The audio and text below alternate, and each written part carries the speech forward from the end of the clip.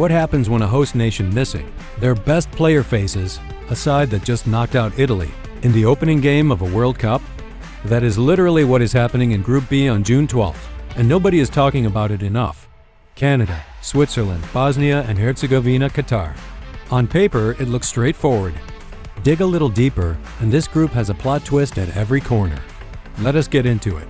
Canada are co-hosts, playing in Toronto and Vancouver, and that home crowd energy is a genuine factor, not just a talking point. But here's the problem.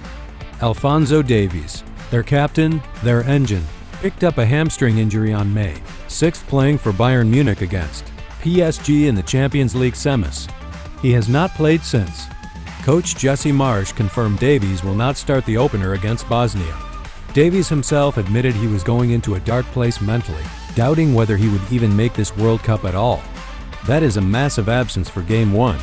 But Canada still have Jonathan David, Juventus forward, 39 international goals and 75 caps, coming off a solid Serie A season. He is a proper striker at this level, and with a home crowd behind him, Jonathan David can carry Canada through that opening game even without Davies on the pitch. When Davies does return, likely for the Qatar game on June 18th and fully fit for the Switzerland finale on June 24th in Vancouver, this team becomes a completely different animal. Switzerland are the quiet favorites, and honestly, the numbers back it up.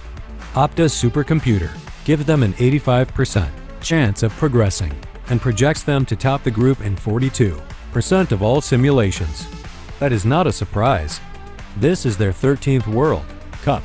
They have made it out of group stage in each of their last 3 tournaments. Granit Xhaka, 33, captaining Switzerland at his 4th consecutive World Cup, 145 caps, the heartbeat of everything they do. Manuel Akanji at Inter Milan anchoring the defense. Breel Embalo leading the attack with 24 international goals. This is a complete, experienced squad that simply does not make big mistakes. The only question Switzerland cannot answer is what happens after the group stage. They have not reached a quarterfinal since 1954. Every tournament, they go out quietly before it gets interesting. Will 2026 finally be different? That is the real story for them. Bosnia and Herzegovina. Let us talk about what they actually did to get here. Playoff semifinal, they beat Wales on penalties, fine. But then the final. On March 31st in Zenica, they hosted Italy, 4-time world champions. Bastoni got a red card. The game went to extra time, still level, and Bosnia won the shootout 4-1. They knocked Italy out of the World Cup. Italy are at home watching this tournament. Edin Dzeko, 40 years old, 73 international goals, scored the equalizer against Wales to keep them alive. And 21-year-old Esmir Bajraktarevic from PSV Eindhoven stepped up and slotted the winning penalty against Italy. The kid has ice in his veins. Ermedin Demirovic at Stuttgart runs the engine behind Dzeko, and their set pieces are a genuine weapon with the physicality this squad carries. They face Canada in the opener, knowing Davies is not starting. They will see that as their moment, and they would be right. Qatar finished bottom at their own World Cup in 2022, the first host nation ever eliminated in the group stage. Now they come to North America without that home advantage, ranked 51st in the world, against Canada, Switzerland, and Bosnia. Akram Afif is a real player, twice Asian Footballer of the Year. Almoez Ali, their all-time top scorer, was the leading scorer in all of AFC qualifying. There is talent here, but the gap in quality is real, and Opta gives them less than a 9% chance of topping this group. Qatar finish bottom. That is the honest prediction. So here's how it ends. Switzerland first, Canada second, Bosnia fall just short in third, Qatar bottom. But here is what should spark a debate.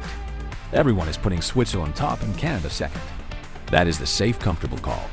But I genuinely think Canada can top this group, because home advantage at a World Cup is not just noise. It is a real psychological weapon. Switzerland have not topped a group since 2006, and when Alphonso Davies walks out in Vancouver for that final game against Switzerland, having fought through an ACL, 2 hamstring injuries, and months of self-doubt, playing in the city he grew up in front of his own people. That is not just a football match. That is personal. So tell me in the comments, does Canada top Group B? Or does Switzerland's tournament experience win out? And are Bosnia being criminally underrated after eliminating Italy to get here? Drop your Group B top 2 below. And subscribe because we are breaking down every single group before June 11th.